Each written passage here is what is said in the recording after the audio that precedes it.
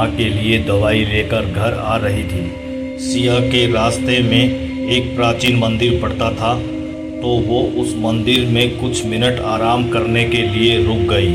तभी उसे लगा कि जैसे मंदिर के अंदर से कुछ आवाज़ें आ रही हैं। 3 लंबे चौड़े आदमी भागते हुए मंदिर से बाहर आए। उनके हाथ में मंदिर की दान पेटी थी और उनके मुंह कपड़े से ढके हुए थे। सिया को समझ आ गया कि जरूर ये लोग मंदिर से पैसे चुराकर भाग रहे हैं। लेकिन उनमें से एक आदमी ने सिया को देख लिया और जोर से बोला, अरे सुनो, तुम दोनों उस लड़की को पकड़ो, मैं दान पेटी संभालता हूँ। सिया अपनी जान बचाकर भागने लगी और उनमें से 2 चोर उसका पीछा करने लगे। भागते भागते सिया गांव के पास वाले जंगल में पहुंच गई, जहां उसे एक बड़ा सा महल दिखाई दिया। वो महल रानी दुर्गावती का महल था, जिसके बारे में सिया बचपन से कई रहस्यमयी किस्से सुनते आ रही थी। सिया के पास कोई चांस नहीं थी और वो छुपने के लिए दुर्गावती महल में चली गई। उसके अंदर घुसते ही बहुत तेज हवा चलने लगी। महल के एक कोने में एक बड़ी सी पेंटिंग लगी हुई थी। उस पेंटिंग में लाल साड़ी पहनी हुई एक औरत के गले में फंदा था और वो औरत उसी फंदे से लटकी हुई थी। लेकिन ऐसी भयानक पेंटिंग देखकर सिया को घबराहट होने लगी। तभी अचानक दीवार पर लगी वो पेंटिंग धम से नीचे गिर गई। सिया को अचानक बहुत तेज ठंड लगने लगी, तो वो इधर उधर खुद को ढकने के लिए कुछ ढूंढने लगी। ढूंढते ढूंढते सिया को ऊपर हॉल में एक कमरा दिखा, जिसका दरवाज़ा बंद पड़ा था। और फिर जोर से हवा चली और वो दरवाज़ा खुल गया। उस कमरे में एक लाल रंग की साड़ी पड़ी थी। उस लाल साड़ी के बगल में एक पुरानी सी किताब भी पड़ी थी। वो हवा से अपने आप खुल गई। सिया ने देखा कि उसमें रानी दुर्गावती के बारे में कुछ लिखा था। वो किताब पढ़ ही रही थी कि उधर वो दोनों चोर सिया को ढूंढते ढूंढते दुर्गावती महल के अंदर आ गए। इन दोनों ने सिया को ढूंढने के लिए अलग अलग डायरेक्शन में जाने का फैसला किया। एक चोर ऊपर चला गया और दूसरा नीचे ही सिया को ढूंढने लगा। सीढ़ियों से ऊपर चढ़ते हुए उस चोर को दीवार पे एक स्विच बोर्ड दिखा। उसने स्विच ऑन किया तो ऊपर वाले हॉल की सारी लाइटें जल गईं। लाइट जलते ही उस चोर को जमीन पर खून के पैरों के निशान दिखे। उसे लगा कि शायद सिया को भागते हुए चोट लग गई होगी। वह उन निशानों को फॉलो करने लगा। कॉरिडोर के कोने में लाल साड़ी पहने एक लड़की बैठी थी, जिसकी पीठ उस चोर की तरफ थी, इसलिए वो चोर उसका चेहरा नहीं देख पा रहा था।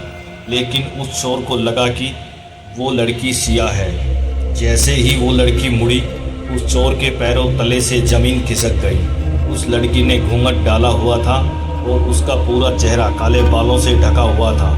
वो चोर को देखकर जोर से चिल्लाई और तभी वहाँ जलते हुए लाइट बल्ब एक के बाद एक फूटने लगे। लाइट के ऑफ होते ही अंधेरा हो गया और वो लड़की भी वहाँ से गायब हो गई। वहीं दूसरी तरफ दूसरा चोर सिया को नीचे ढूंढ रहा था। नीचे वाले कॉरिडोर में एक बड़ा सा शीशा लगा था, जिसे देखते ही दूसरे चोर को बहुत अजीब सा महसूस होने लगा। तभी उसे शीशे में किसी की परछाई नजर आने लगी, पर जैसे ही वो मुड़ा, वहाँ कोई नहीं था। उसके बाद उसे एक कमरे में एक लड़की के रोने की आवाज़ आने लगी। वो भागकर कमरे के पास पहुंचा और नीचे से अंदर झांकने लगा।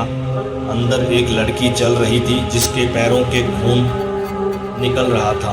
उस चोर ने अपनी पैंट की जेब से चाकू निकाला और जोर से दरवाज़ा खोला, लेकिन वो देखकर दंग रह गया कि अंदर कोई नहीं था। तभी उसे पीछे से किसी ने बहुत जोर से धक्का मारा और उसे कमरे में अंदर गिरा दिया। उस कमरे में एकदम अंधेरा था। वो चोर उठा और उसने अपना लाइटर जलाया और आसपास देखने लगा।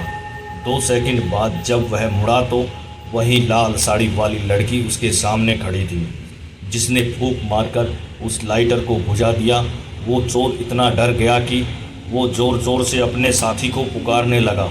उसका साथी भी भागते हुए आया और डरते डरते उसके साथ महल के बाहर भागने लगा। वो दोनों हवेली के बाहर निकलने ही वाले थे कि उनको पीछे से एक बहुत ही डरावनी सी हंसी सुनाई दी, ऐसी डरावनी हंसी जो पूरे महल में गूंज रही थी। वो चोर बिना कुछ सोचे समझे उस महल से कोसों दूर भाग गए। कुछ देर बाद सिया भी वहाँ से निकलकर अपने घर चली गई। अगली सुबह सिया ने पूरा किस्सा अपनी दोस्त को बताया।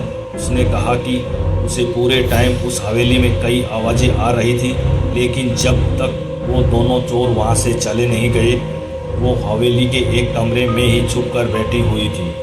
सिया ने अपनी दोस्त से जो कहा, अगर वो सब सच था और अगर सिया वाकई पूरे वक्त छुप के बैठी हुई थी, तो वो लाल साड़ी वाली औरत आखिर कौन थी? क्या वो दुर्गावती का भूत था या फिर सिया अपनी दोस्त से झूठ बोल रही थी? उसी ने उन दोनों चोरों को डराकर वहाँ से भगाया था। लेकिन उस भयानक पेंटिंग का अचानक से गिरना, उस लाल साड़ी का उस कमरे में होना, वो किताब जिसमें रानी दुर्गावती के बारे में लिखा था, उन लाइट बल्ब का अपने आप फूट जाना, वो खून से रंगे पैरों के निशान। इसी के साथ ये कहानी समाप्त होती है। चैनल को ज़्यादा से ज़्यादा लाइक करें, शेयर करें, सब्सक्राइब